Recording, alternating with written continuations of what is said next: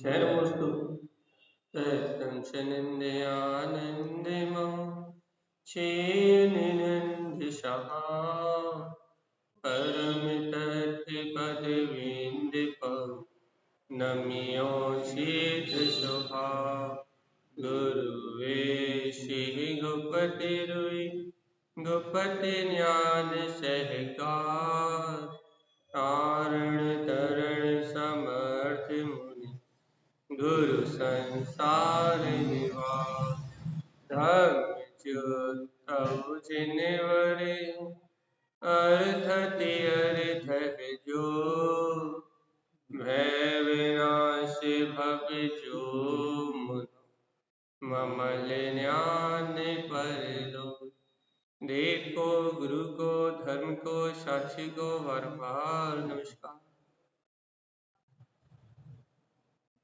श्री 24 थाना जंगलात जी।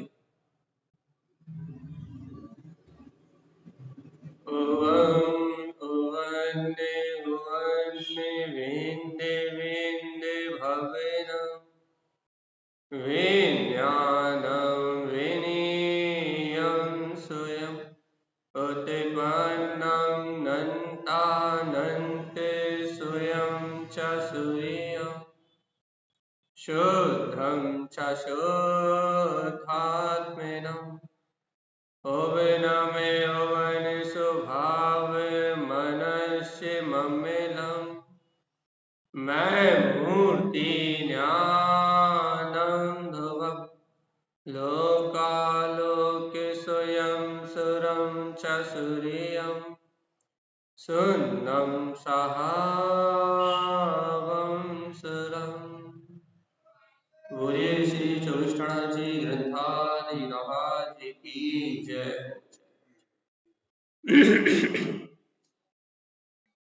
एक साथ मंत्रोच्चारण करेंगे सभी।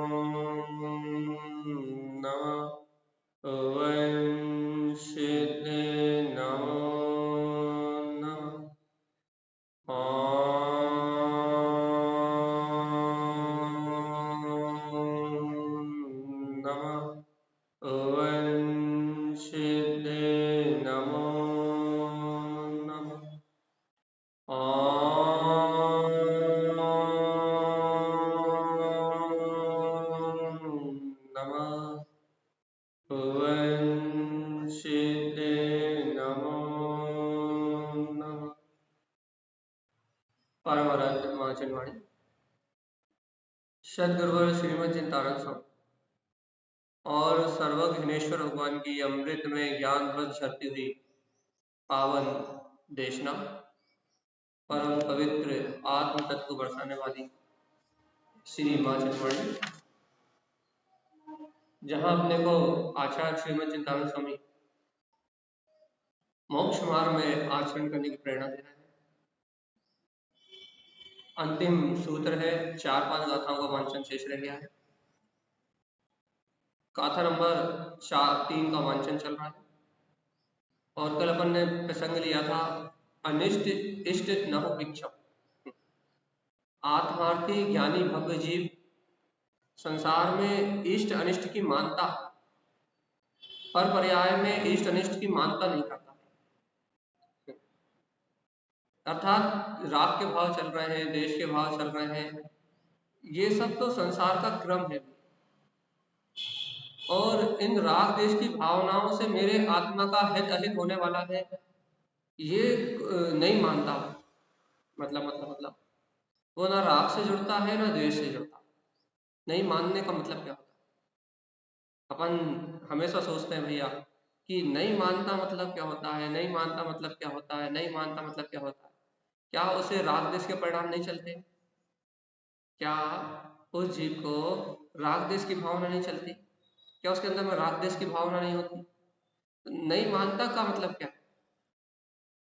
नहीं मानता का मतलब ये है कि राग देश आदि परिणमन तो चलता है, लेकिन उसमें राग देश के परिणमन में राग देश की बुद्धि नहीं होती। राग का राग सुना है कि नहीं सुना? उपदेश शुद्ध साहब जो लोग सुन रहे हैं, उपदेश शुद्ध सार ग्रंथ जो लोग सुन रहे हैं उन्होंने सुना है कि राग का राग, तो क्या राग का राग? राग में राग बुद्धि ना होना, द्वेष में द्वेष बुद्धि ना होना। ये कैसे होगा भैया? ये कैसे होगा? संयोगी भूमिका में संयोगों के अनुरूप, निमित्तों के अनुरूप भाव ऊपर नीचे होते हैं। राग देश आदि, क्रोध मान माया लोभ, ये चार कसायों की जो परिणति है वो राग देश रूपी उदय में दिखाई देती है। कभी क्रोध भी आ जाएगा, कभी लोभ भी आ जाएगा, कभी मान की भावना आ जाएगी, कभी दीनता आ जाएगी, कभी हीनता आ जाएगी। ये नाना प्रकार के भाव निरंतर जीव को चल रहे हैं।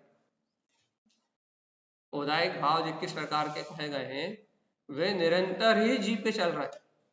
क्यों चल रहा है भैया? क्योंकि जीव संसार में है और अज्ञानी मिथ्या दृष्टि है तो पूर्ण रूप में अशुद्ध भाव चल ही रहे हैं। तो फिर क्या करना है? मोक्ष मार्ग का उपाय क्या है? कल्याण का रास्ता क्या है? अपने अंतर में मोक्ष का मार्ग क्या है? तो आचार्य तारण स्वामी कहते हैं राग देश का परिणमन तो चल रहा है वर्तमान में। मतलब राग देश का परिणमन चल रहा है, मतलब जीव राग देश नहीं कर रहा, अर्थात अभी जीव ग्रस्त अवस्था में। वीतरागी साधु हो गया होता तो राग देश का परिणमन चलता क्या? शुभ राग चलता हुआ दिख सकता था, लेकिन अशुभ राग का परिणमन तो दिखाई नहीं देता, द्वेष का परिणमन तो दिखाई नहीं देता। तो भैया साधु अवस्था में होता तो राग देश का अभाव हो गया होता, तो वीतरागता दिखाई देती। और साधु अवस्था में नहीं है अभी जी, तो कहाँ है भैया? कहना भैया पंचम गुण स्थान में है, तो पंचम गुण स्थान में भी शुभ राग का परिणमन है और कहीं कहीं द्वेष भाव भी है। भाई पांचवें गुण स्थान तक तो रौद्र ध्यान भी है, आर्द्र ध्यान तो है ही है। तो कहने लगे भैया अभी तो 5 में भी नहीं है, कहाँ है? चौथे गुण स्थान में बैठा है। अब चौथे गुण स्थान में बैठा है तो फिर तो नियम से ही राग और द्वेष रूप परिणमन चल ही रहा है। तो घर गृहस्थी के बीच में रह रहा है, समाज पुत्र परिवार के बीच में रह रहा है, नाना प्रकार के संयोगों के बीच में रह रहा है। तो जैसे निमित्त सहयोग मिल रहा है वैसे भाव पलट रहे हैं बार। अपने मन माने सहयोग मिल रहे हैं तो राग बुद्धि उत्पन्न हो रही है या राग की परिणति चल रही है, और मन माने सहयोग नहीं मिल रहा है तो द्वेष बुद्धि उत्पन्न हो रही है या देश की परिणति चल रही है। अब ये राग देश जो अपना परिणमन चल रहा है, राग देश रूप, ये क्यों चल रहा है भैया? ये अपनी सत्ता में कर्म पड़े हैं, कसाय पड़ी हुई है, चारों कसाय पड़ी हुई है। तो चारों कसाय का भाव बड़ा होने के कारण से ये राग देश के परिणाम उत्पन्न हो रहे हैं। कब उत्पन्न हो रहे हैं भैया? अभी वर्तमान भूमिका में उत्पन्न हो रहे हैं। तो क्या करें भैया, क्या करें इन राग देश का क्या करें? भैया इन राग देश रूप परिणाम में राग देश की बुद्धि, इन राग देश से सुखी होना का जो काल्पनिक मान्यता है उसे छोड़ दो भाई। कैसे छोड़ दे? अरे भैया राग का परिणाम आए तो वस्तु स्वभाव का चिंतन करो, ये राग हमारे कितने दिन तक साथ देगा। यदि पुत्र के प्रति ममत्व की भावना आए तो ये विचार करो ये पुत्र हमें कितने दिन साथ देगा। यदि इस भाव में हमारा पूत सपूत भी हुआ तो इस भाव में साथ देगा, लेकिन भैया भवों भवों तक साथ तो नहीं देगा। और यदि हमारा पाप कर्म का उदय हुआ, हमारा पुत्र कपूत हुआ, तो इस भाव में भी खून के आंसू रुला है। ऐसा चिंतन करो, जब राग भाव उत्पन्न हो तब ऐसा चिंतन करो। तो जब अपन इस राग भाव के बीच में ऐसे तत्व का चिंतन करेंगे ना तो उस राग में राग बुद्धि टूटेगी, अर्थात उस राग में सुख की मानता टूटेगी, उससे सुख की कल्पना टूटेंगी, पुत्र से ये अपेक्षाएं छूट जाएंगी। क्या ये बुढ़ापे तक हमारा साथ देगा, बुढ़ापे में यही हमारा तारणहार है, बुढ़ापे में यही हमारी रक्षा करेगा, बुढ़ापे में यही हमारी सेवा करेगा, ये सारी कल्पनाएं टूट जाएंगी। तो जब उसमें ये कल्पनाएं टूटेंगी तो वस्तु स्वरूप का बोध होगा। क्या बोध होगा? एक द्रव दूसरे द्रव का कुछ कर सकता नहीं है, हमारे ही पुण्य का उदय होगा। तो हमारा पुत्र काम नहीं करेगा तो पड़ोसी को पुत्र की सेवा करते जाए, हमारा पुण्य उदय होगा तो, और हमारा पाप उदय होगा तो हमारे ही पुत्र हमें वृद्धाश्रम में या फिर किसी गली में भीख मांगने के लिए पड़ जाए। तो ये निर्णय कब कर पाएंगे अपन? जब राग देश के चलती धारा में राग नहीं लगाएंगे तब। राग का राग नहीं होना चाहिए। अब राग तो भूमिका में है। यदि हम आपसे कहें भैया कि आपके पास, या आप हमसे कहो भैया जी आपके पास बिल्कुल राग नहीं होना चाहिए, तब हम आपकी बात मानेंगे। हम क्या कहेंगे, भैया ए भाई साहब अभी तो राग हमसे छूट नहीं रहा। यदि राग हमसे छूट जाता तो हम आपके बीच में कपड़े पहन के क्यों बैठे होते। हम भीत रागी साधु होके छठे सातवें गुण स्थान में दसों दिशाएं हैं जिनका अंबर, जो है दसों दिशाओं में दिगंबर, जिनके मन में छल नहीं है, कपट नहीं है, मायाचारी नहीं है, लोभ नहीं है, लालच नहीं है, क्षोभ नहीं है, तो वो शुद्ध वीतरागता को धारण करके अपने ममल स्वभाव में विचरण कर रहे होते हैं। यदि वास्तव में हमारे अंदर राग नहीं होता तो हम इस भूमिका में क्यों बैठे होते, कपड़े पहन के क्यों बैठे होते हैं। कि भैया अभी हम इस भूमिका में बैठे हैं तो आप हमसे ये अपेक्षा ना करो कि हमारे पास राग ना हो।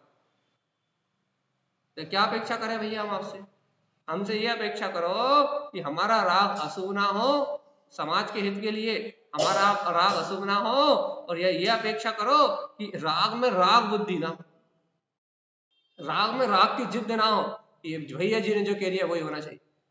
अरे परिणमन अपनी तत्समय की योग्यता से होने वाला है, तुम्हारे करने कराने से कुछ होने वाला नहीं है। इसलिए हे जीवात्मा, राग में राग बुद्धि छोड़ दो तो मोक्ष की प्राप्ति हो जाएगी। बहुत कठिन है, इतना आसान नहीं। ये राग के परिणाम चल रहे हो तो जीव राग बुद्धि छोड़ दे, क्योंकि अनादिकाल से जीव ने क्या करा है भैया, चलने वाली पर्याय को ही सत्य मान के, जीव के उपयोग ने वर्तमान में चलने वाली पर्याय को ही सत्य मान के वर्तमान पर्याय से ही जुड़ा रहा। आप खुद विचार करो भैया, अनादिकाल से मुझे राग के भाव चले तो मैं राग जैसा बह गया, द्वेष के भाव चले तो मैं द्वेष जैसा बह गया, कर्तृत्व के भाव चले तो मैं कर्ता भाव जैसा बह गया, भोक्तत्व के भाव चले तो मैं भोक्ता परिणाम जैसा बह गया। जैसे भाव चले वैसा, जैसे भाव चले वैसे अपने आप को माना कि नहीं माना, और जैसा अपने आप को माना तो तारण समझ रहे इष्ट अनिष्ट, भैया क्या हुआ, राग द्वेष के पर्यायों में इष्ट अनिष्ट बुद्धि लगी रही, जबकि राग द्वेष दोनों ही संसार के वर्धन के कारण है, लेकिन तुम इन्हीं में सुख सुख दुख ढूंढ रहे हो। राग द्वेष के परिणाम में ही, राग द्वेष की परिणति में ही तुम सुखी दुखी हो रहे हो, इष्ट अनिष्ट मान रहे हो, तो अनंत संसार चलेगा भी। और आत्मज्ञानी हो, तत्व ज्ञानी हो, मोक्ष मार्गी हो, वस्तु स्वभाव का श्रद्धान करते हो, तो इष्ट अनिष्ट नौ पिक्षम, तुम इन राग देश की पर्याय धारा में, परिणमन की धारा में अच्छा बुरा मानना बंद करो। मान्यता तोड़ो। क्या मान्यता तोड़ो, मेरा जीव कभी भी राग देश करके सुखी नहीं हो सकता। इतनी गजब की मान्यता चाहिए, तब सम्यक दर्शन कहलाता है। सम्यक दर्शन कब होता है, जब जीव के अंतर में ये पक्का निर्णय हो जाए, बहुत गाढ़ा निर्णय हो जाए, बहुत ही गाढ़ा निर्णय हो जाए। कैसा गाढ़ा निर्णय हो जाए कि ये राग देश मेरी आत्मा को सुखी कर नहीं सकता। राग देश भाव चलते रहेंगे, रुकने वाले नहीं। लेकिन जीव के अंतर में इतना गाढ़ा निर्णय रहे, इतना गाढ़ा निर्णय रहे, इतना गाढ़ा निश्चय रहे, ऐसी अभेद श्रद्धान रहे कि हाँ हाँ हाँ हाँ, राग देश के परिणाम चलते हुए भी इस ब्रह्मांड की कोई ताकत मुझे राग देश रूप परिणमन करा नहीं सकती। तो इतना गाढ़ा निर्णय रहे और जीव अपने ज्ञान स्वभाव का निश्चय करे, अपने आत्म स्वभाव का बहुमान करे, अपने शुद्धात्म स्वभाव की जय जयकार करे, तब जाके उस जीव को राग का राग टूटता है, राग में राग बुद्धि टूटती है। जीवात्मा, जब राग में राग बुद्धि टूटती है, शुभ राग हो या अशुभ राग हो एक बराबर है, जब राग में राग बुद्धि टूटती है, अर्थात चलने वाले परिणमन में, चलने वाली पर्याय में जहां कर्ता बने का अहंकार मिटता है, वहां तारण स्वामी की गाथा सिद्ध होगी। अनिष्ट इष्ट नव पिक्षम, इस संसार में इष्ट अनिष्ट जैसी कोई वस्तु ही नहीं, पहचानने योग्य कोई वस्तु ही नहीं है। आत्मा के लिए इस जगत में ना कुछ इष्ट है ना कुछ अनिष्ट। आत्मा के लिए इस संसार में ना कोई इष्ट है ना कोई अनिष्ट है, ना कोई अपना है ना कोई पराया है, ना कुछ तेरा है ना कुछ मेरा है। ये दुनिया एक समय का रैन बसेरा है, एक एक समय की पर्याय में ये सारे जगत का परिणमन चल रहा है। यहाँ कोई स्थित नहीं, सब आएंगे और सब चले जाएंगे। यहाँ कोई पर्याय स्थित नहीं है, यहाँ कोई परिणमन स्थित नहीं है। यहाँ सारा परिणाम आ रहा है और जा रहा है, यहाँ किसी के शाश्वत होने की कोई विधि है ही नहीं। शाश्वत तो द्रव है, द्रव का स्वभाव है, द्रव के गुण है, द्रव स्वभाव से अपने गुणों से शाश्वत है, लेकिन उसके पर्याय अध्रुव है, अनित्य है, क्षणभंगुर है, नाशवान है। इसलिए इस संसार में सब कुछ नाशवान है, सब कुछ। क्यों? क्योंकि सब परिणमनशील। अब जब सब परिणमनशील ही है, चाहे वो राग के भाव हो, चाहे द्वेष के भाव हो, चाहे वो कर्ता बुद्धि हो, चाहे भोक्ता बुद्धि हो, चाहे वो घर का काम हो, चाहे वो दुकान का काम हो, चाहे वो परिवार का काम हो, चाहे वो समाज का काम हो, चाहे वो मंदिर जाने का काम हो, चाहे वो पूजा पाठ करने का काम हो, जब सारा परिणमन क्षणभंगुर नाशवान ही है, तो जीवात्मा इसमें सुख दुख कहाँ मान रहे हो? इसमें सुख दुख मान रहे हो तो मिथ्या दृष्टि।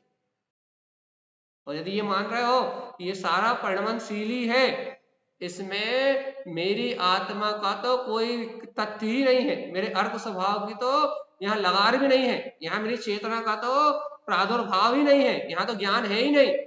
जहां ऐसा बोध हो जाएगा, अरे देखो तो देखो तो देखो तो इन राग देश परिणामों में ज्ञान का तो अंश भी नहीं है, जहां ऐसा बोध हो जाएगा वहां तू आत्मज्ञानी होके भैया इस संसार के चक्र से बाहर निकल जाए। राग का राग नहीं होगा तो वीतराग में प्रकट होगी, और राग का राग होगा तो बताओ भैया। देखो इतनी ऊंची बात सुन रहे हो, कच तो बोलो, मौन तो खोलो अपना। ये चर्चा हाई यानी कि मिथ्यात्व से मुक्त होने वाले सम्यक्ति जीवों की है, सामान्य जीवों के लिए नहीं है। ये बात समझ में नहीं आएगी सामान्य जीवों, सामान्य जीव इस बात को सुन के भग जाएंगे, उनको नहीं आएगी समझ में क्या कह रहे हैं हम। यहाँ तारण स्वामी कह रहे हैं कि राग की परिणति में राग बुद्धि नहीं चाहिए हमें।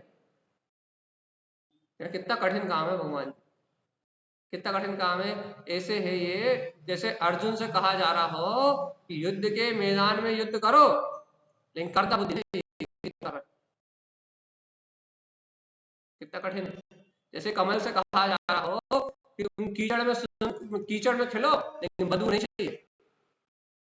कीचड़ में खेलो लेकिन कुरूपता नहीं चाहिए, सुंदरता चाहिए, खुशबू चाहिए। कितना विपरीत काम है। अर्जुन से कहा जा रहा है युद्ध के मैदान में रहो, युद्ध करो, लेकिन कर्तव्य बुद्धि नहीं चाहिए। कमल से कहा जा रहा है कीचड़ में खेलो, लेकिन बदबू नहीं चाहिए, दुर्गंध नहीं चाहिए।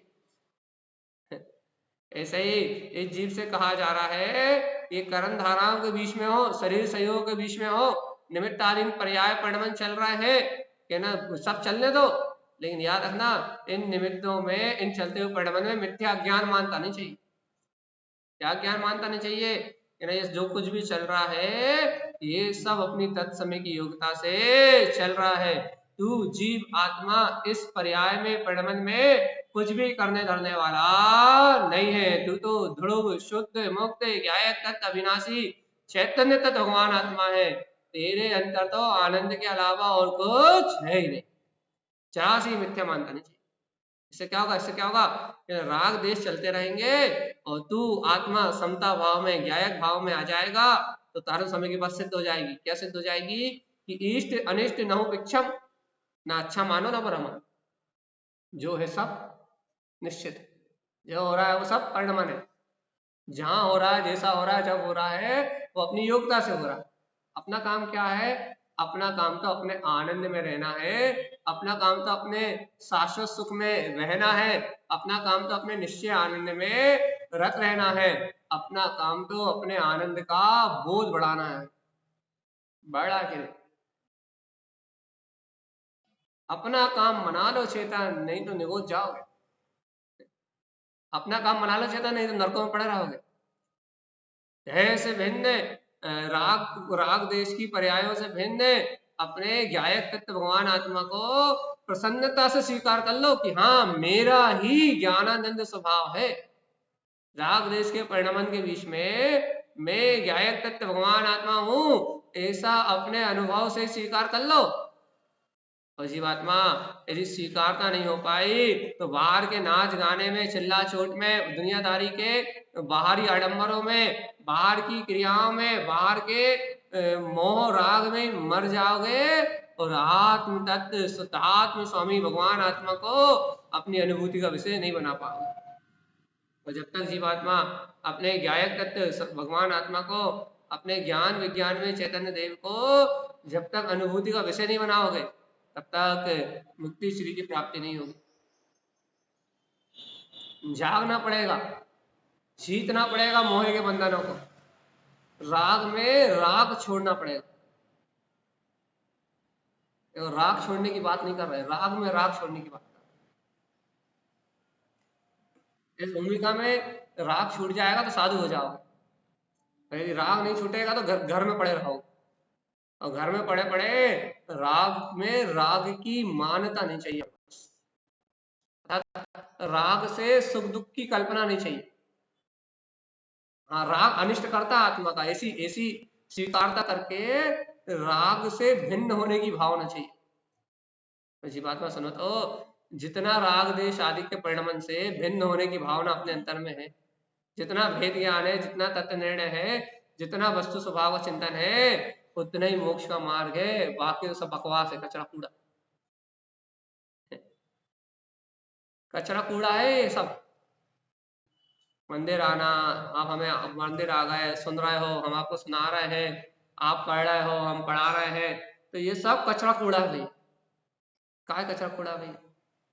शुभ राग है, और यदि ये शुभ राग तुम करता हो, इस शुभ राग के तुम करता हो, यदि मैं प्रवचन करता हूं और मैं अच्छे प्रवचन करता हूं तो मिथ्या दृष्टि तो मैं ही हूं, तो मैं ही मिथ्या दृष्टि हूं, तो अब मेरे ही काम कहां से बनेगा? अब जब मेरे ही नहीं बनेगा तो आपका तो आपके पुरुषार्थ से बनेगा, हम क्या कर सकते हैं? ठीक है ना भैया? ये मंदिर आ रहे हैं, इतने अच्छे प्रवचन कर रहे हैं, इतनी अच्छी अच्छी चर्चा हो रही है, इतना सारा अपन पढ़ रहे हैं, इतना सारा अपन समझ रहे हैं, क्या कर रहे हैं? सब भैया डब्बा गोल है। क्या काय का डब्बा गोल है? ये लगे कर्तव्य की मान्यता का गहरा सहकार है, कर्तव्य बुद्धि चल रही है भैया, तेजी से कर्तव्य बुद्धि चल रही है। क्या होगा भैया इससे? भैया इतनी तेजी से कर्तव्य बुद्धि सहित काम करोगे, शुभ आचरण भी करोगे, तो कहने लगे भैया शुभ के कर्ता ही बनोगे, तो कर्म ही तो बनेंगे ना। शुभ राग में राग का राग करोगे तो कर्म ही तो बनेंगे। क्या करें भैया, क्या करें? ए जीवात्मा, राग की चलती दशा में या वैराग का चिंतन करो। कैसे चिंतन करें? ये देखो, ये जो राग की धारा चल रही है, इस राग की धारा से कितने समय तक सुख मिलेगा, बस ये निर्णय करो। सही कह रहा है।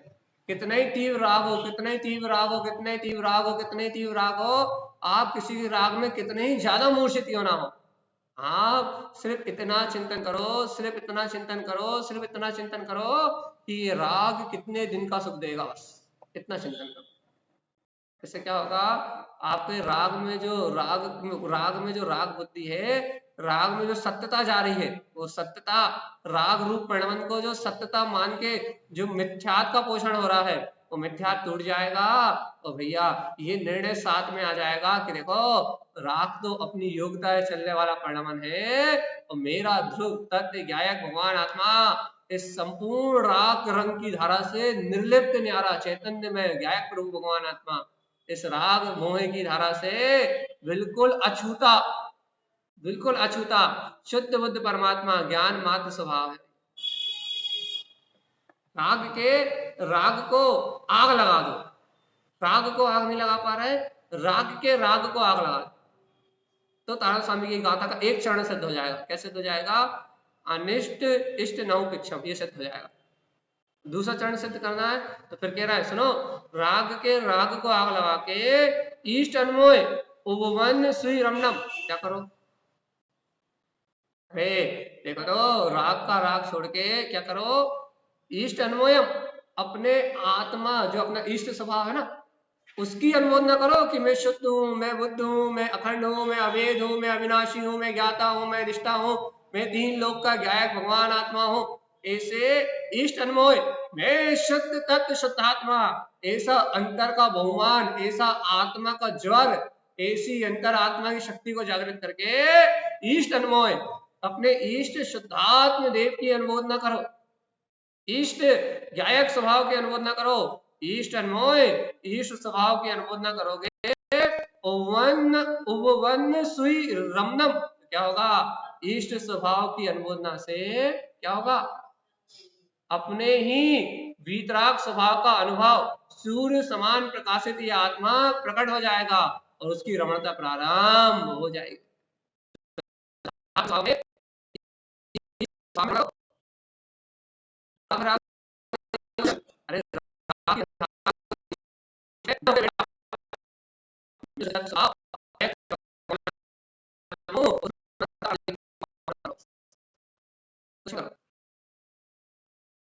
अरे और आत्मा को इस इष्ट की अंदर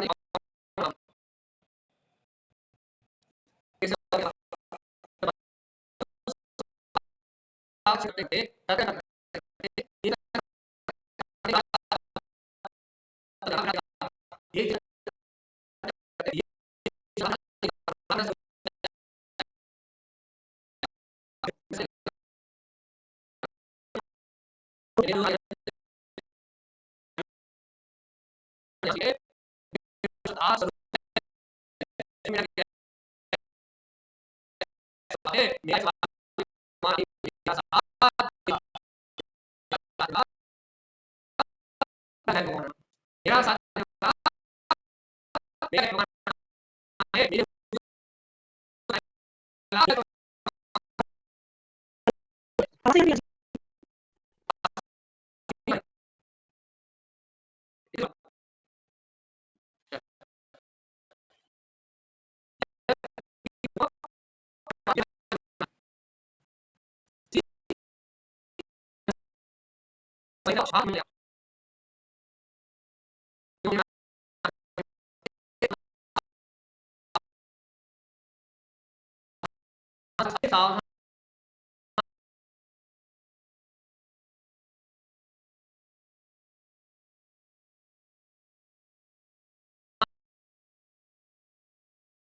जब तुम स्वयं अपने आप में ये निर्णय करोगे, क्या निर्णय करोगे कि राग देश के निमित्त तो थोड़े दिन में साथ छोड़ के चले जाएंगे, तो ये बोध आएगा कि नहीं आएगा? ये राग देश के निमित्त थोड़ी देर में चले जाएंगे तो शादी अनंत काल तक रहेगा कौन? चलिए राग देश के निमित्त मेरा साथ छोड़ के चले जाएंगे तो मेरे साथ अनादि अनंत तक रहेगा कौन? इष्ट, जो अपना है। कौन है मेरा अपना? अपना ज्ञाय ज्ञान स्वभावी जो आत्मा है इष्ट, वो अपने साथ रहेगा।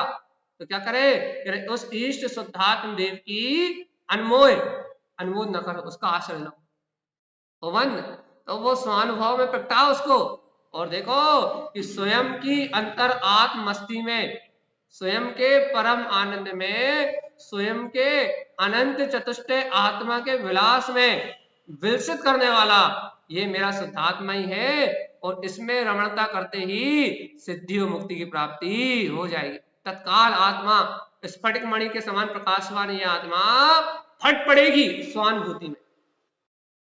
कैसे कैसे फट पड़ेगी?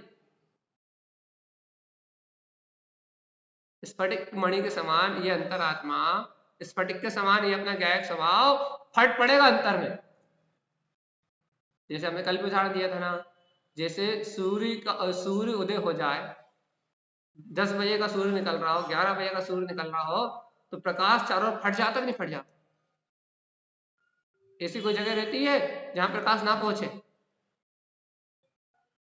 यहाँ पूरी जितना सूर्य का क्षेत्र है, जैसे अपन भोपाल में या फिर अकोला में सूर्य निकला है, तो अकोला की गली गली में निकला है कि नहीं निकला? ऐसा कोई स्थान तो नहीं है जहां सूर्य नहीं हो? सब जगह है ना, सूर्य भी सब जगह है और सूर्य का प्रकाश भी सब जगह है कि नहीं?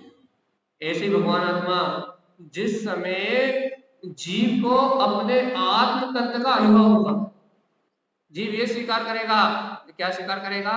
देखो तो ये बाहर की इष्ट अनिष्ट पर्यायों से अलग मैं ज्ञायक तत्व भगवान आत्मा हूँ, मेरा ममल स्वभाव इष्ट है। जैसे ही जीव ये निर्णय करेगा कि ये मेरा ममल स्वभाव ही इष्ट है, ऐसा निर्णय करके जैसे ही अपने ज्ञायक तत्व का आश्रय लेगा, तो जैसे ही सूर्य के उदय होते ही अकोला की गली गली में प्रकाश हो जाता है, वैसे ही आत्म तत्व की स्वीकारता था, आत्म तत्व का आश्रय लेते ही ये आत्मा के रोम रोम में, या ऐसा कहें ये शरीर के प्रमाण जो आत्मा है, इस आत्मा के अंग अंग में, सर्वांग में वो ज्योति स्वरूप आत्मा का प्रकाश हो जाता है।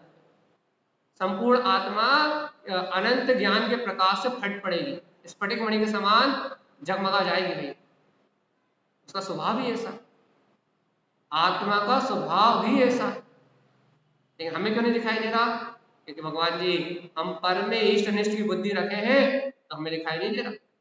नवपिक्षम पर में इष्ट अनिष्ट की बुद्धि छोड़ देंगे तो इष्ट की अनुबोधना से वन श्री रमणम, स्वयं प्रकाशमान स्वभाव की रमणता प्रकट हो जाएगी। क्या करना है? देखो भाई, हमें गुरु महाराज हमें समझ में नहीं आ रही। देखो नीचे लिख दिया इष्ट इष्टंति ज्ञानम, क्या लिख दिया भाई? हमें नहीं समझ में आ रही आपकी बात। गुरु महाराज ये बात अभी हमें समझ में नहीं आ रही। तो उन्होंने कह रहे सुनो, इष्टम इष्टयंती ज्ञानम, क्या कह दिया? अरे जीवात्मा, अपना ममल स्वभाव ही इष्ट है। इष्टयंती, अरे इसकी इष्टता करो तो, इससे प्रेम करो तो, इससे प्रीति का भाव जगाओ तो, इसमें रमणता करने की भावना तो भाव जागृत होके इष्टयंती, इससे गाढ़ी प्रीति करके तुम देखो तो ज्ञानम, अरे आत्मज्ञान की परिणति से अपने इष्ट स्वभाव को इष्टता से ध्याओ तो, इसका ध्यान तो धारण करो, इसमें इष्टता की भावना तो लेके आओ। शुद्धात्म तत्व में रमण करने के लिए अंतर परिणति ललायत तो हो, शुद्धात्म तत्व को प्राप्त करने के लिए अंतर भावना उद्वेगित तो हो, उमा हो स्वामी, ये भाव तो आए। क्या आए भैया, क्या आए? कौन सी बोलना थी रात में? हाँ, हम बाबुल हो उमा हो स्वामी, तुम मेरे वैसा। अरे गुरुदेव, हमारा मन बावड़ा हो गया है, हम वहीवन हो रहे हैं। हम आपके भगवान के श्रीमुख से, जिनेन्द्र भगवान के श्रीमुख से ये वीतरागता में रमण करने का उपदेश पाके हम वहीवन हो रहे हैं। हे परमात्मा, हमारे अंदर अनंत उत्साह आ रहा है, अनंत उमंग आ रही है, बहुत बहुमान प्रकट हो रहा है। इस चीज का बहुमान प्रकट हो रहा है, उमा हो स्वामी तुम मेरे उदेशा। भगवान के उपदेश को ग्रहण करने के लिए आत्मा नाच रही है और कह रही है जम सहाई मुक्ति सहसा, इसके आश्रय से मुक्ति मिलेगी, इसकी अनुमोदना से ही मुक्ति की प्राप्ति होगी। भगवान के अमृत तुल्य इस उपदेश को पीने के बाद ही, भगवान के द्वारा प्राप्त इस उपदेश की अनुमोदना करने के बाद ही अंतर परिणति उमंग और उत्साह से भर जाएगी। कैसे उमंग उत्साह से भर जाएगी कि देखो तो इष्टम इष्टंति नानम, अर्थात देखो तो मेरा ज्ञान तो अपने प्रिय स्वभाव की इष्टता के लिए, प्रिय स्वभाव की इष्टता के लिए स्वयं भावना भा रहा है। ज्ञानी क्या कर रहा है? अपने ज्ञान स्वभाव में रमण करने की भावना भा रहा है, संसार की भावना नहीं भा रहा। संसार में तो आचरण भावना करके बैठा, संसार में तो अनित्य भावना करके बैठा, संसार के प्रति तो वैरागवान होकर बैठा है, लेकिन अंतर आत्मा के लिए इष्टता की भावना भा रहा है, प्रेम कर रहा है। किससे प्रेम कर रहा है? अपने ज्ञान स्वभाव में रमणता से। उसे पता लग गया है, क्या पता लग गया है? उसे पता लग गया है कि संसार में कोई भी क्रिया, कोई भी भाव मेरे लिए कार्यकारी नहीं है, मेरे लिए प्रयोजनी सिर्फ आत्म स्वभाव की रमणता के अलावा अन्य दूसरी वस्तु नहीं। ये पता लग गया, उसे बोध आ गया। और ऐसे सत्य का बोध आ जाने से वो अपने ज्ञायक स्वभाव की प्रियता करके, अपने ज्ञायक स्वभाव से प्रेम करके अपने ज्ञायक भाव में रमण कर रहा है। इष्ट इष्टयंती नानम, ज्ञानी हो गया है और ज्ञान में अपना ध्रुव स्वभाव भी प्रिय दिखाई दे रहा है। अपने को कैसे प्रेम है? पैसा से।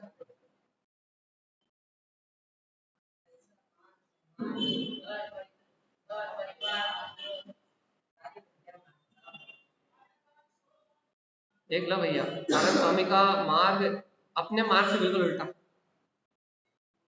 अपना मार्ग संसार का है, पर से प्रेम करके, परिग्रह करके, पर से प्रीति करके अपन अनंत कर्मों का आश्रय बंद कर रहे हैं और संसार में नीचे धंसते जा रहे हैं, निगोद की ओर जा रहे हैं। और ज्ञानी पुरुष आत्मार्थी भव जीव अपने ज्ञान स्वभाव की प्रियता सहित, अपने आत्म स्वभाव में रमणता की भावना सहित वह आत्मार्थी जीव इन कर्मों से हल्के होके राग में राग की मानता छोड़ के वीतराग भाव को स्वीकार करके वे क्या कर रहे हैं? इन कर्मों से हल्के होके ऊपर की ओर उठते जा रहे हैं, अपन नीचे धंसते जा रहे हैं। आत्मा पतन कर रही है, तो पतन कर रही है मिथ्या मानता और मोह में फंसी हुई है और वो ऊर्ध्वगमन कर रहा है। क्यों ऊर्ध्वगमन कर रहा है? मिथ्यात्व और मोह ना होने के कारण से उन्हें अनंत संसार में नीचे डुबाने वाले अनंत संसार के भाव हो ही नहीं रहे। राग में राग बुद्धि नहीं है, तो क्या हो रहा है? अनंत संसार में डुबाने वाले भाव नहीं हो रहे।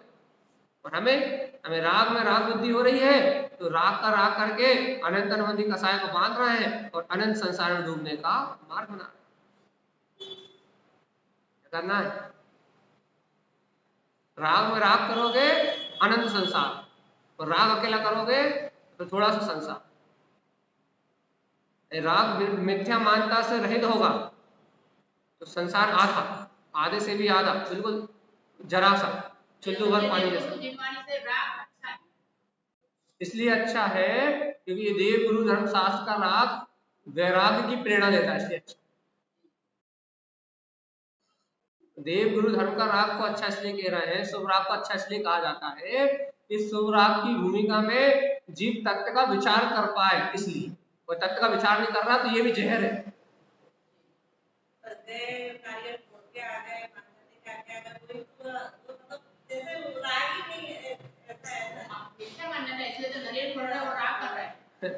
वही तो कह रहा है, वो अज्ञान है, वो मोह है, वो अनंत संसार है और उस अनंत संसार में मरने वाला जीव एक दुर्गति में जाए।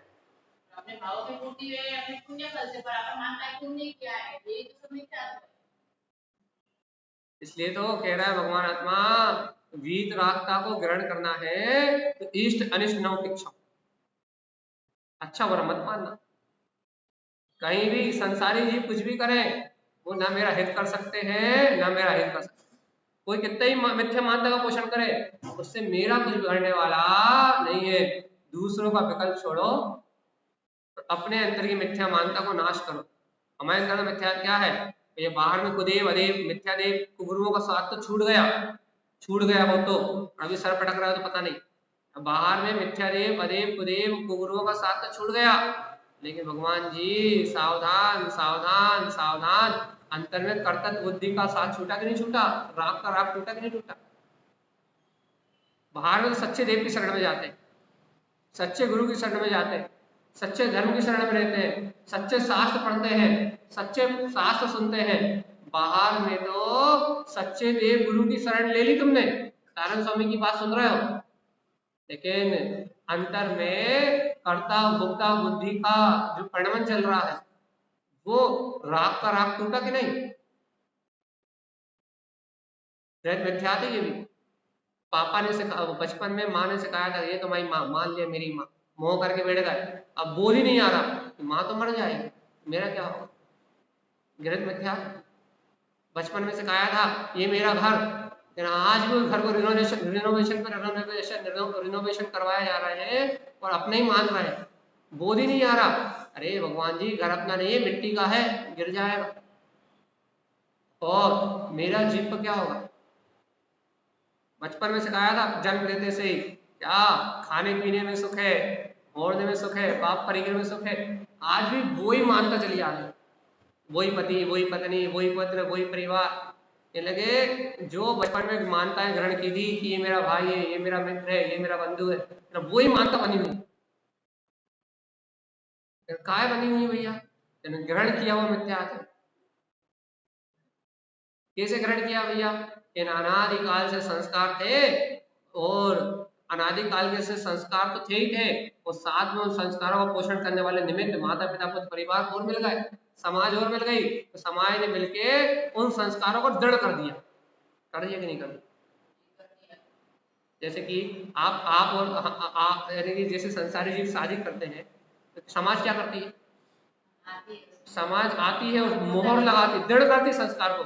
अब जे तुम्हारी पत्नी है, सारी समाज आई, उसने तुम्हारा रिसेप्शन खाया और तुम्हारी मान्यता को दृढ़ कर दिया कि अब समाज के नजरों में तुमने इसे पत्नी मान लिया है, अब जे तुम्हारी है, क्या करना है भैया? समाज ने क्या कर दिया? दृढ़ कर दिया कि नहीं कर दिया? बंधन में बांध दिया। तुम तो खुद ही अपने मुंह से बंधे थे, लेकिन उस बंधन को उन्होंने सील लगा दी, बिल्कुल पक्का कर दिया। हाँ, बढ़िया। किसी ने 7 फेरे लगवा दिए, किसी ने 7 बंधन करवा दी, किसी ने इलायची लगा दी, किसी ने लौंग लगा दी, किसी ने भवर करवा दी, किसी ने मालाजी पढ़ दी। भैया बस करो कि ना, संसार में रहो, अच्छी बात नहीं, मानता दृढ़ हो जाए। काहे की मानता दृढ़ हो जाए कि हम भी संसार में ऐसे ही मरे थे, तुम भी ऐसे ही मर, मोक्ष थोड़ी जान देंगे। हाँ हाँ। सातों जन्म साथ निभाए, सही है ना? और दृढ़ता से मान्यता इतनी पक्की कर दी, इतनी पक्की कर दी मान्यता कि जीव यदि चाहे भी तो भैया ये याद भी ना कर पाए कि मैं, ना कोई पत्नी है, ना कोई पति है, ना कोई पुत्र है, ना कोई परिवार है, ना कोई घर है, ना द्वार है। ये सब ग्रहित मानता है, ग्रहण किया हुआ मिथ्या है। यहाँ तो दुनिया रैन बसेरा है, सब एक समय की पर्याय है, आज है और कल नहीं रहेगी। ये सारा बीत जाने वाला संसार है, इस संसार में कोई भी नित्य नहीं। इस बात को स्मरण करने नहीं दिया किसी। इस संसार पंडित जी करवाते हैं, पंडित जी नहीं, जो कई लोग बोलते हैं ना, हमने 5 लड़कियों की शादी करवा दी, 7 लड़कियों के साथ, जो मतलब कन्यादान करने का जो भाग बनाते हैं कि 5 लड़कियों करवा दी, 4 लड़कियों करवा दी, 3 लड़कियों करवा दी। देखो भैया, ये सामाजिक रूप में तो जिनकी शादी नहीं हो रही, जिनकी बस की नहीं है, उनकी शादी करवा रहे हैं, ये करवा रहे हैं, ये लौकिक पुण्य का कार्य हो सकता है, जैसे है नहीं, लेकिन फिर भी एक पापानुबंधी पुण्य बांधने की अपेक्षा से भैया नहीं हो रही है और अपन उसको कर रहे हैं, ये लौकिक पुण्य का कार्य हो सकता है। और यदि पुण्य बना तो, यदि सद्भाव, अच्छी भावना होने से यदि पुण्य बना तो पापानुबंधी पुण्य बन सकता है। ठीक है, तो ये सब कहाँ की बात ले आए भगवान आत्मा, ये तो संसार है। यहाँ तो ये बातें चल रही हैं कि अपनी मान्यता कितनी विशुद्ध हो गई। पूछो पूछो, जल्दी पूछो। जैसे जो शरीर दान करते हैं, वो भी दान, मतलब दान, 4 दान में इसकी कोई व्याख्या नहीं। ये जो शरीर अंग दान आदि की जो व्यवस्था है, आगम में इसकी कोई व्यवस्था नहीं। आगम कुछ नहीं कहता, लेकिन वही करते हैं तो ये बाहरी व्यवस्था है, ये पापानुबंधी पुण्य के अलावा यहाँ कुछ नहीं। ठीक है ना?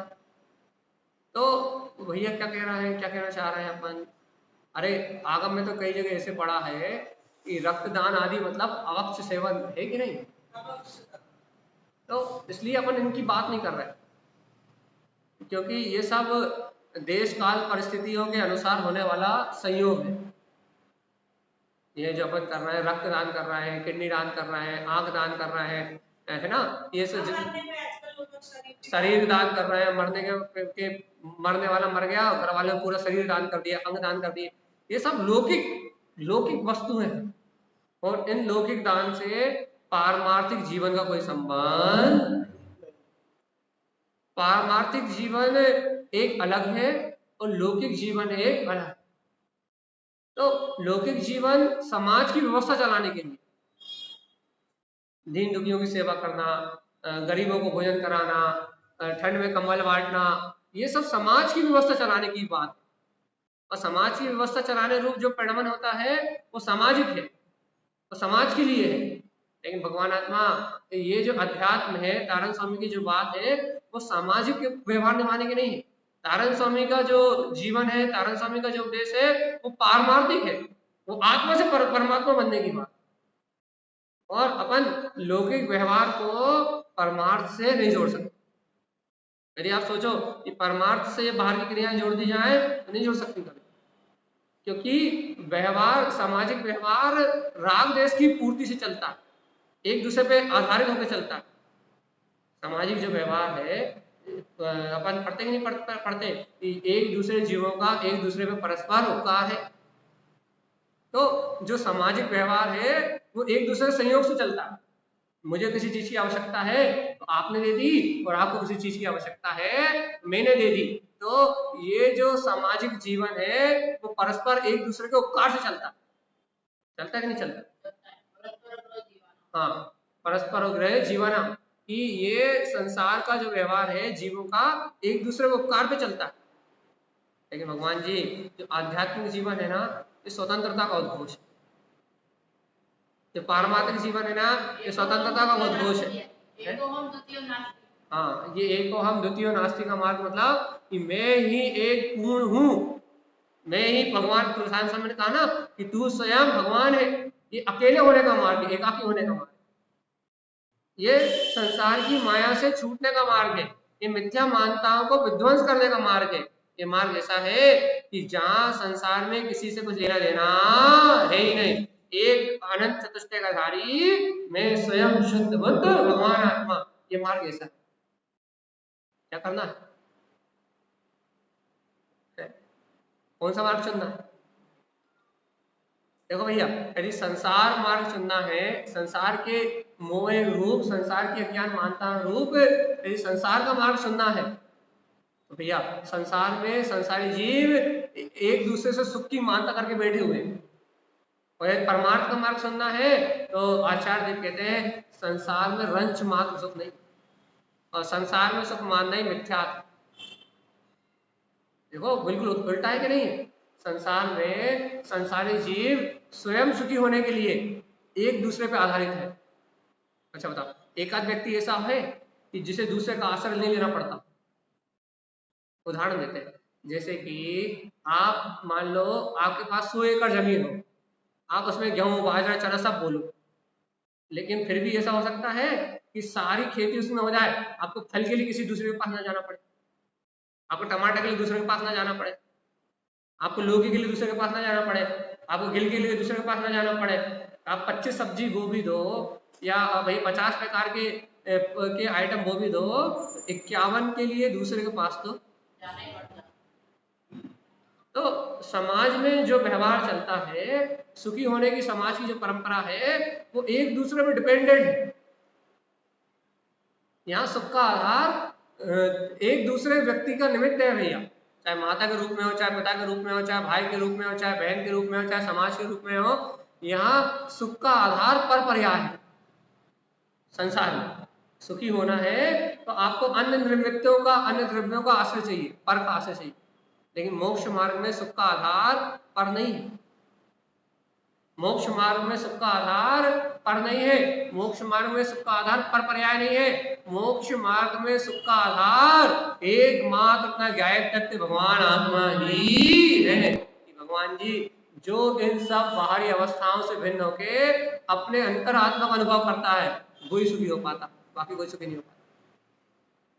देख लो ना, मोक्ष मार्ग एकाकी, एक अकेले जीव के लिए है, और संसार मार्ग भीड़ का मार्ग है। इकट्ठे करते जाओ भैया, क्या करते जाओ, धन जोड़ते जाओ, परिवार जोड़ते जाओ, कुटुंब जोड़ते जाओ, समाज जोड़ते जाओ।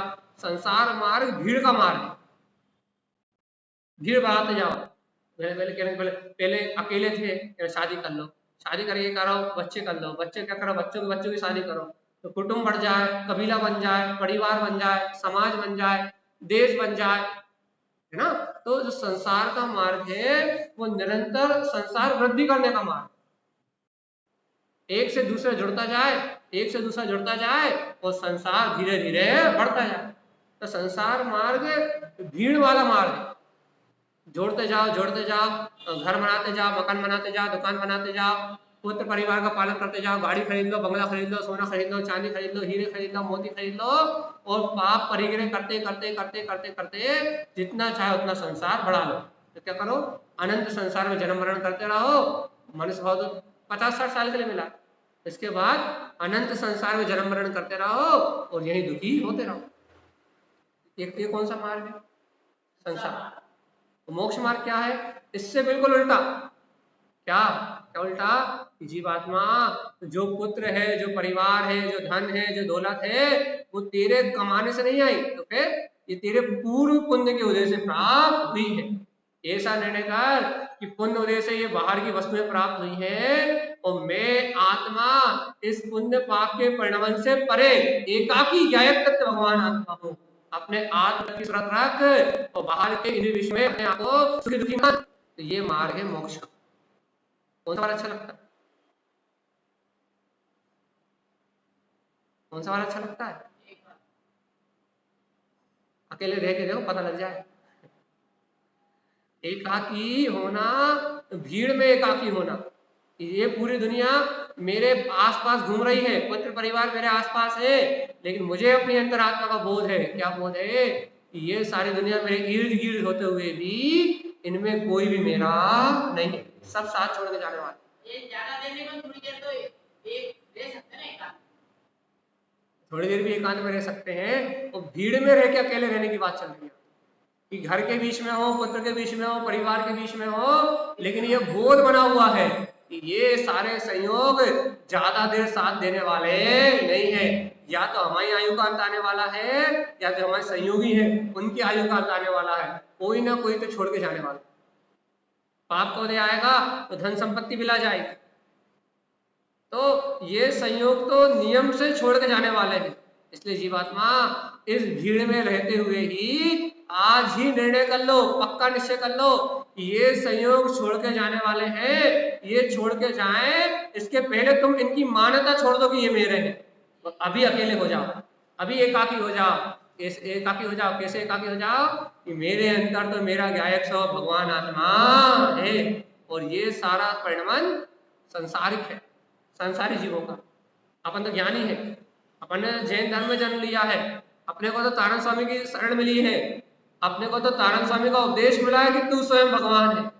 तो अपने को तो इस बात का बोध होना ही चाहिए क्या, कि ये सारे संयोग छूट जाएंगे और मेरा ज्ञायक तत्व भगवान आत्मा ही मात्र रहेगा। ऐसे भीड़ में अकेले होने का मार्ग है मोक्ष मार्ग। 1000-2000 लोग बैठे हो और आपको ये बोध चल रहा हो, देखो देखो देखो ये संसार की भीड़ है, सिद्ध परमात्मा तो अपने आनंद में ली। अकेले होने का मार्ग, अंदर से अकेले हो जाओ, मिथ्यात अपने आप छूट जाए। मिथ्यात छोड़ना मतलब क्या? संसार में अपनेपन की मान्यता तोड़ने का नाम मिथ्यात को छोड़ना। और संसार बढ़ाना मतलब क्या? पर में अपने पने की मानता कर लो तो अनंत अनंत संसार अपने आप बढ़ जाएगा। कुछ नहीं करना, पर वस्तुओं को अपना मान लो तो अनंत संसार की धारा चलेगी। और पर वस्तुओं में परायापन कर दो और मैं ज्ञायक तत्व भगवान आत्मा, ऐसा निर्णय कर लो तो ऑटोमेटिक मोक्ष का मार्ग प्रारंभ हो जाए। सरल सी सीधी सी बात है, लेकिन जीव को ये बात समझ में नहीं आती। कारण क्यों समझ में नहीं आती? क्योंकि जीव अपने अंतर में झांक के देखना ही नहीं चाहता, जीव सत्य को स्वीकार करना ही नहीं चाहता, जीव सदगुरु के वचनों को या जिनेंद्र भगवान की देशना को अंगीकार करना ही नहीं चाहता। जीव तो मनमानी करना चाहता है, धर्म के नाम पे मनमानी, कर्म के नाम पे मनमानी, बस हर जगह मनमानी। धर्म कैसा हो? जैसा हम मानते हैं वैसा, जैसा हम करते हैं धर्म वैसे ही हो। भाई हम मंदिर आते हैं ना, तो पंडित जी आप मंदिर आने को ही धर्म कह दो कि तुम मंदिर आ रहे हो तो तुम धर्म कर रहे हो। धर्म कैसा होना चाहिए? जैसा हम मानते। भैया भैया हम पूजा पाठ करते हैं ना, तो पंडित जी पूजा पाठ को ही धर्म कह दो। क्यों धर्म कह दो? क्योंकि धर्म तो वैसा होना चाहिए जैसा हम मानते हैं। जिनेंद्र भगवान जैसा कहते हैं वैसा नहीं, जनवाणी में जैसा आया वैसा नहीं। धर्म कैसा हो? जैसा हम मानते हैं। और कर्म कैसा हो? वो भी जैसा हम मानते हैं। चाहे हम लोभ करें, चाहे हम स्वार्थ करें, चाहे हम किसी को लूटे, चाहे किसी के साथ फरेब करें, चाहे मायाचारी करें, चाहे किसी की प्रॉपर्टी छीन ले, चाहे किसी के प्रति बुरे भाव रखें, मतलब कुछ भी करें, कर्म तो वही होना चाहिए जो हम करें। जो हम करें वो सही, ठीक है ना।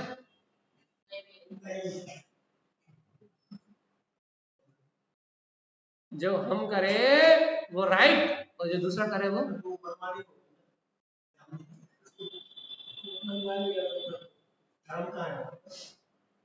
तो देखो तो जीव धर्म भी वही चाहता है जैसा वो करे, और कर्म भी वही चाहता है जैसा वो करे। उसी को धर्म मानता है, उसी को कर्म मानता है। और जो शुद्ध सटकर्म जिन्हें भगवान ने कहा है उन्हें कर्म नहीं मानता। जो कर्तव्य है इस भूमिका में करने योग आत्म कल्याण के लिए, उन कर्तव्यों को अपना नहीं मानता। और जो धर्म जिन्हें भगवान ने कहा है कि चेतन लक्षण में आत्म ही धर्म है, इस शरीर से भिन्न अपने आत्म तत्व को पहचानना ही धर्म है, उसे धर्म नहीं मानता। यदि आपसे कहें भैया देखो मंदिर भी नहीं आओ और घर में ही आपको ये शरीर से भिन्नता का बोध चल रहा है, तो धर्म है। और जैसे शरीर से भिन्न आत्मा का बोध है, उसका मन घर में लगता ही नहीं, फिर तो वो चैत्यालय आके स्वाध्याय करते ही। तो धर्म क्या है? आत्मा का स्वभाव, वस्तु स्वभाव धम्मा कहो या तारण स्वामी की भाषा में चेतना लक्षणों। अपना चेतन लक्षण में अपना आत्म स्वभाव ही अपना धर्म है। लेकिन भैया दिन रात आत्म ही है देव निरंजन और आत्म ही है सदगुरु भाई, ऐसा कहने वाले अपन जैनी ही आत्मा को भूल गए और संसार की याद रख के बैठे हैं, तो धर्म कहां से हो जाए? आखिरी बात है, बस टाइम हो गया। यदि आत्म ही है देव निरंजन की पूजा पढ़ने वाले अपन लोग, आत्म ही है सदगुरु भाई का मंत्र रटने वाले अपन लोग, आत्म ही है धर्मशास्त्र कहने वाले यदि अपन, यदि अपने को शरीर के बोध में, पुत्र परिवार के बोध में, संसार की क्रियाओं में, राग रंग में रहते हुए यदि अपने को अपने आत्मा की याद नहीं आती, यदि अपने को अपने आत्महित का विचार नहीं होता, यदि अपने को सम्यक दर्शन प्राप्त करने की भावना नहीं होती, इस संसार से छूटने का भाव यदि अपने अंदर में प्रकट नहीं होता, भैया आत्म ही देव निरंजन निरंजन कहने वाले अपन जैन ही जिन्हें भगवान की बात को नहीं मानता। और जब तक जिनेंद्र भगवान की बात नहीं मानेंगे तब तक ये संसार का जन्म मरण जैसा का तैसा चल। ये जीव 4,84,00,000 योनियों में अनंत काल से परिभ्रमण कर रहा है और मिथ्या सहित फिर अनंत अनंत काल तक जन्म मरण करेगा। इसकी मुक्ति का कोई मार्ग बनने वाला, बनाना कि नहीं मोक्ष का मार्ग? तब जब तक भेद ज्ञान तत्व निर्णय या आत्म तत्व की रुचि नहीं लगेगी, स्वाध्याय अंतर से प्रारंभ नहीं होगा, तब तक ये मोक्ष मार्ग खुलने वाला। तो इसलिए जीवन ज्योति रखी हुई है। जीवन ज्योति का स्वाध्याय करने के लिए हम बार बार प्रेरणा देते हैं, जीवन ज्योति का स्वाध्याय करो, तत्व का निर्णय करो और अपने आत्म कल्याण के लिए सजग रहो। यही गुरुदेव का हम समस्त भक्तजीवों के मंगल में उपदेश है। बोलिए आचार्य प्रभु सदगुरु संत तारक मंडल शायद जी महाराज की जय हो, जय हो, जय हो। मीनाक्षी दी जुड़ी है क्या अभी वर्तमान में?